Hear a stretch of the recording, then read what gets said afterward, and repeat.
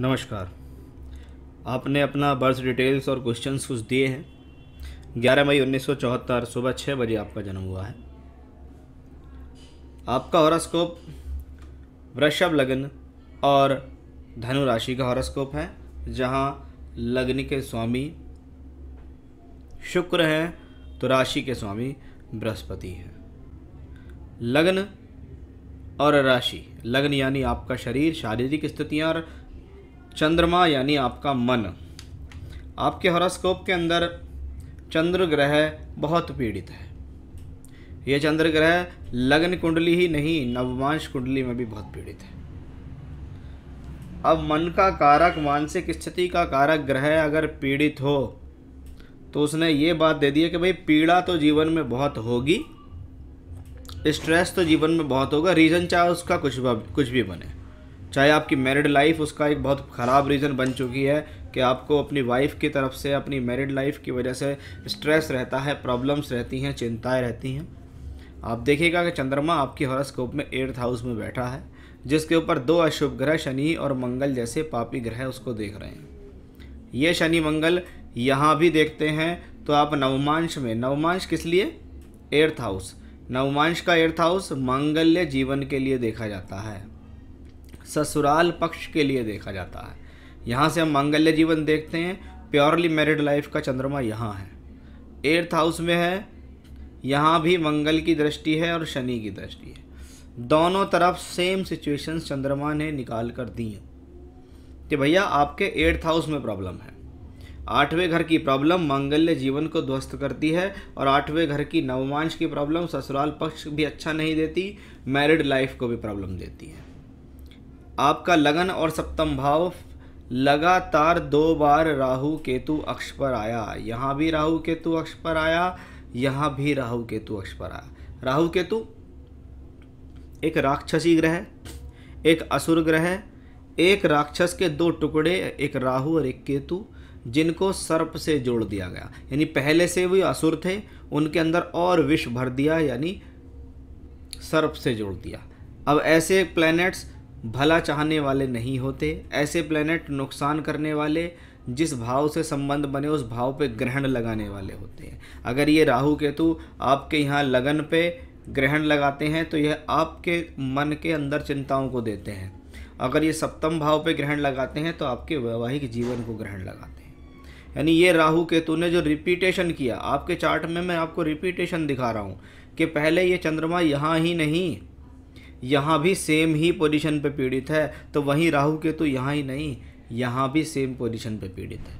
इसका मतलब ये वो चार्ट हुआ कि भाई आपको अपने जीवन में भुगतना ही पड़ेगा, जैसी भी मैरिड लाइफ आप भुगत रहे हैं, क्योंकि स्टार्स आपके बने, कॉम्बिनेशंस आपके चार्ट में भी हुए, तो कहीं ना कहीं पत्नी भी आपको ऐसी मिली। इसको हम कहते हैं कि हमने पिछले जन्म में जो कर्म किए उसके अकॉर्डिंग हमें ईश्वर ने कुछ फल दिए। जीवन में बहुत से फल अच्छे भी दिए होंगे, तो यहाँ मैरिड लाइफ के हिसाब से उसको स्पॉइल भी किया। आपके हॉरोस्कोप में लगन में बैठा बुध और लग्नेश का उच्च का होके शुक्र का यहाँ जाना, व्यक्ति बुद्धिमान है, अपने निर्णय लेने में सक्षम है, अपनी खुद की भाषा शैली, बोलचाल के बल पर लोगों को प्रभावित कर सकता है, काम कर सकता है। जब ये दूसरे घर का मालिक होके हो तो ये धनदायक है, जब पंचम का मालिक हो तो व्यक्ति अपनी बुद्धि, अपनी योजना, अपनी एजुकेशन के बल पर पैसा कमा सकता है। लग्नेश शुक्र का एकादश में उच्च का होना व्यक्ति के जीवन को लाभ से जोड़ता है।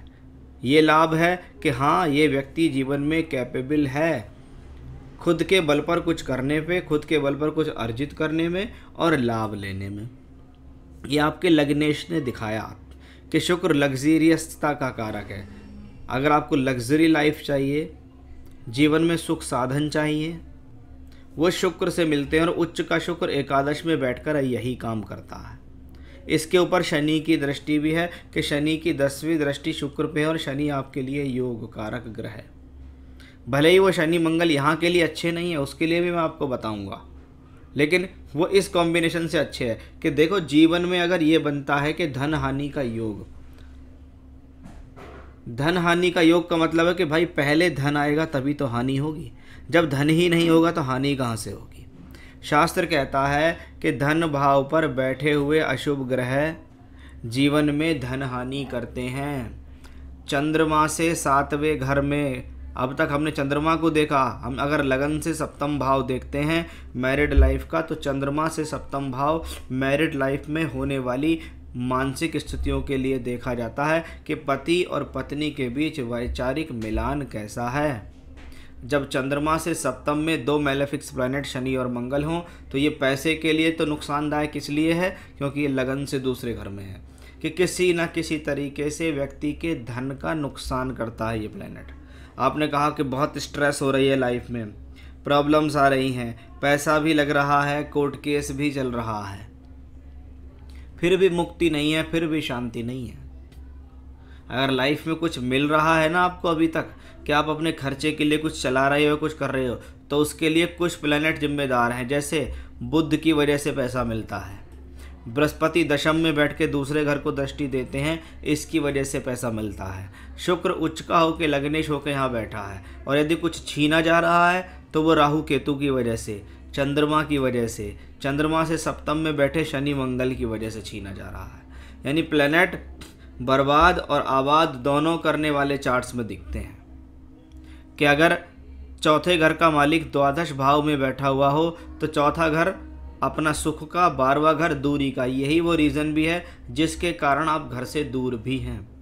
नवमांश कुंडली में भी मैंने देखा कि यहाँ राहु केतु एक्सेस है, लेकिन सप्तम का मालिक सूर्य यहाँ योग कारक शुक्र के साथ, शनि अपने घर को वापस दृष्टि दे रहा है और बृहस्पति स्वग्रही। ये रीज़न है कि लाइफ पूरी कलह से पूर्ण है, लाइफ के अंदर खूब कलेश चल रहा है, मैरिड लाइफ खूब ज़्यादा प्रॉब्लम में है, लेकिन आज तक भी डाइवोर्स नहीं हुआ, क्योंकि जो शुभ ग्रह हैं उन्होंने डाइवोर्स को रोका हुआ है, और जो अशुभ ग्रह हैं वो परेशान करने में कसर ही नहीं छोड़ रहे। ये हॉरोस्कोप्स में देखे जाने वाले कॉम्बिनेशंस होते हैं कि आखिर ऐसा क्या है कि भाई इतने सारी प्रॉब्लम्स हैं मैरिड लाइफ के अंदर। और आप देखिएगा कि आपके जीवन में 2007 से राहु की दशा चल रही है। 7 से कहाँ तक चलेगी? 25 तक चलेगी। 18 साल की राहु। कौन है राहु? 7th हाउस में बैठा हुआ planet. Planet in 7th house पद प्राप्ति का भाव है, 7वां भाव। यानी राहु की दशा पद प्राप्ति कराएगी, यानी नौकरी करा सकती है। राहु यहाँ बुध से संबंध बनाते हैं, बुध इसको देख रहे हैं, यानी धन मिलेगा राहु की दशा में, अपनी बुद्धि के बल पर धन मिलेगा। इसी दशा में आपको संतान भी प्राप्त हुई, वो पंचमेश बुद्धि की वजह से हुई। अब राहु किसकी राशि में है? मंगल। और मंगल कहाँ है? अपने से 8वें में बैठा, शनि के साथ बैठा, जो चंद्रमा को और इनको पीड़ित करते हैं। यही वो रीज़न है कि मैरिड लाइफ राहु की दशा में क्यों प्रॉब्लम में आ रही है। इसीलिए वही सेम सिचुएशंस यहाँ है, यहाँ भी राहु केतु एक्सेस सामने, कि पूरी तरीके से आपकी मैरिड लाइफ पर ग्रहण लगाया हुआ है प्लैनेट ने। जब हम व्यक्ति की प्रोफेशनल लाइफ देखते हैं तो उसके लिए हम D10 देखते हैं। D10 में राहु उच्च के शुक्र के साथ 2nd हाउस में, राहु बृहस्पति के साइन में और बृहस्पति शनि के और 7 बुध। यानी जरूर आपकी लाइफ में कुछ ना कुछ ऐसी स्थितियां बनती हैं लगातार जो आपको एक निरंतर तरीके से पैसा देती है, लगातार आपके जीवन में सोर्स ऑफ इनकम देता है राहु। मुझे नहीं पता आप विदेश कब गए, लेकिन हाँ आपके प्लैनेट्स आपको विदेश ले गए, आप वहाँ ले जाकर काम करते हो। और राहु की दशा में प्रोफेशनली अच्छा है, लेकिन मानसिक अच्छा नहीं, मैरिड लाइफ अच्छी नहीं। ये 2007 से चल रहा है आपका जीवन राहु की, और 25 तक जाएगा। यानी 2025 तक के प्लैनेट्स आपके चार्ट में राहु ने कवर करके रखे हैं कि देखो जी मैं आपको काम देता रहूँगा, किसी न किसी साधन से पैसा दूंगा, लेकिन मैं वैवाहिक सुख नहीं दूंगा आपको। ना आपको ससुराल से कोई सपोर्ट मिलना, ना आपको पत्नी से कोई सपोर्ट मिलना। देखिए सप्तांश चार्ट D7 क्यों देखते हैं? D7 देखते हैं संतान के नज़रिए से, कि यहाँ का पंचम का मालिक सप्तांश में द्वादश भाव में राहु के साथ बैठा है। ये वो रीज़न है कि आपकी पत्नी आपके बच्चों से आपको मिलने नहीं देती। कि क्यों राहु की दशा में प्रॉब्लम होती है? हर चीज़ के लिए महर्षि पराशर जी ने एक वर्ग चार्ट बनाया कि उन्होंने कहा मैरिड लाइफ देखनी है तो यहाँ से देखो, सप्तांश चिल्ड्रन देखने हैं तो यहाँ से देखो। हाँ, संतान होगी ये तो बृहस्पति ने दर्शाया, लेकिन क्या संतान का सुख मिलेगा? वो आपके सप्तांश ने दर्शाया कि भैया द्वादश में, और जब तक राहु की दशा 2025 तक चलेगी, मैंने आपकी वाइफ के चार्ट को देख के भी बताया था कि लगता नहीं है कि आपके बच्चों को वो आपके पास आने देगी। 2025 तक जब तक ये राहु चलेगा तब तक प्रॉब्लम चलती रहेगी। 25 के बाद ही आप अपने जीवन में समझें कि आपकी पत्नी आपके बच्चों से आपको मिलने देगी, या कोई ना कोई समाधान या रास्ता ऐसा निकलेगा। वर्तमान में राहु में शुक्र चल रही है। राहु वीनस, राहु ने पहली ही भूमिका रखी हुई है कि हाँ, राहु वीनस प्रॉब्लमेटिक दशा है, मैरिड लाइफ के तौर पे परेशान करने वाली दशा है। वो राहु अपना पूरा काम कर भी रहा है। राहु वीनस, यहाँ वीनस उच्च के, यहाँ योग कारक होकर सूर्य के साथ प्रॉब्लम चल रही है, कोर्ट केस चल रहे हैं, लाभ नहीं मिल रहा, फायदा नहीं हो रहा, डिसीजंस नहीं मिल रहा। कब मिलेगा डिसीजन? देखिए 7 मई 2023 से 5 नवंबर 2024, ये कौन सी दशा है? राहु में चंद्रमा की दशा। राहु सूर्य में भी इतना कुछ नहीं होगा, लेकिन अभी जून 22 के बाद कुछ सिम्टम्स ऐसे बनने शुरू होंगे जो आपके लिए एक पॉजिटिव होंगे। आपकी लाइफ में कुछ पॉजिटिव होना शुरू होगा आपकी मैरिड लाइफ को लेकर कि हाँ, अब इस महिला से पीछा छूट रहा है, अब मुझे ऐसा लगता है कि मैं कोर्ट केस जीत जाऊंगा। और ये मई 23 से नवंबर 24 जो राहु में चंद्रमा आएगा, जिसको मैं शुरू से बता रहा हूँ कि ये चंद्रमा 8th हाउस में पीड़ित है, ये चंद्रमा 8th हाउस में पीड़ित है। इसी दौरान आपके जीवन में पूरी तरीके से आपकी वाइफ से आपका पीछा छूट जाएगा। उनके चार्ट में उनके बारे में मैंने बताया कि क्या क्या उनके जीवन में होना है, उनका डाउनफॉल कब से शुरू हो रहा है। तो आपके चार्ट में भी दिखाई देता है कि आपके लिए जून 22 के बाद स्थितियाँ कुछ अच्छी हो रही हैं। जून 22 के बाद आपका जो रिश्ता है वो एक इस तरीके से जाएगा कि हाँ, मैं जो चीज़ चाहता हूँ अपनी लाइफ में वो हो रही है। अब मैं चाहता हूँ कि उसको उसके कर्मों की सज़ा मिले। अब मैं ये चाहता हूँ कि मेरी मैरिड लाइफ ख़त्म हो जाए, डाइवोर्स हो जाए, मैं अपना संतुष्टि से जीवन यापन करूँ, मैं इन चक्करों से मुक्त हो जाऊं। वो सब राहु सूर्य से प्रारंभ होगा, लेकिन असली रिजल्ट जो मुझे दिखता है वो मई 23 से नवंबर 24 के बीच ही दिखाई देता है। तो जो ऐसा आपने कहा कि कंपेयर करें और क्या सजेस्ट करना चाहते हैं वो मैंने आपको बताया। My life so far has been full of struggle, the childhood was average and youth was below average, do you see my coming times better, please provide a detail prediction that. देखिए, professionally तो मैंने आपको बताया, मैं ये नहीं कह सकता कि राहु की दशा में आप काम नहीं करते, आप रेगुलर किसी ना किसी प्रकार की सोर्स ऑफ इनकम में हैं। राहु के बाद जो नेक्स्ट दशा आएगी बृहस्पति की 2025 के बाद, वो भी आपकी लाइफ की अच्छी दशा है। यानी आने वाला समय स्टेप बाय स्टेप आपको ऊपर की तरफ ले जाने वाला समय है, तरक्की कराने वाला समय है, प्रोफेशनली बेटर करने का समय है। लेकिन एक बात ध्यान रखिए, मई 23 से नवंबर 24 आएगा राहु में चंद्रमा। जब चंद्रमा आपके हॉरोस्कोप में पीड़ित है, जो आपकी मैरिड लाइफ में आपको डाइवोर्स की तरफ ले जाके फाइनल कर रहा है, तो चंद्रमा की दशा स्ट्रेस से भरी रहेगी। चंद्रमा की दशा में मानसिक तनाव होंगे, चंद्रमा की दशा में हेल्थ इश्यूज़ भी होंगे। आप इन सब के लिए भी मैं उपाय बताऊंगा, क्योंकि प्लैनेट आपके चार्ट में पीड़ित है, और जब वो आपके चार्ट में पीड़ित है तो प्रॉब्लम तो आएगी ही। इसलिए उसके निवारण में आपको ऐसे बताऊंगा जो एक ऐसे उपाय होंगे जिनको करने से आप अपने जीवन में लाभ लेंगे। She is holding both my children and doesn't allow them to meet me. When do you predict that my children can come back to me? Maybe when she is no more. देखिए, ये मैं नहीं कह सकता कि ये no more वाली जो कहानी है, लेकिन हाँ, 2025 से पहले मुझे नहीं लगता कि आपकी संतान आपके पास आएगी जरूर, ये पक्का है। When will her divorce will happen to me? तो ये भी मैंने आपको बता दिया। How much more financial and emotional damage. देखो, इमोशनल डैमेज तो आपका चंद्रमा की वजह से लगातार चल ही रहा है। फाइनेंशियली भी आपके जीवन में कोर्ट केस चलते हैं तो उसमें पैसा वैसा खर्च होता है, लेकिन इस बार आपके द्वारा किया गया खर्च जो आप कर रहे हैं कोर्ट में, कचहरी में, ऋण में, वो कहीं ना कहीं अब रिजल्ट देने वाला होगा। अब ये समय आने वाला आ गया होगा जून के बाद कि आपको धीरे धीरे लगेगा कि हाँ, अब मुझे लगता है कि ये केस फाइनल हो जाएगा, अब मेरा इससे पीछा छूट जाएगा, अब मैं लाइफ के अंदर कुछ सुकून की ज़िंदगी जी पाऊँगा। I am currently living at just as in my life and worried about my health as well as after seeing so much stress in life.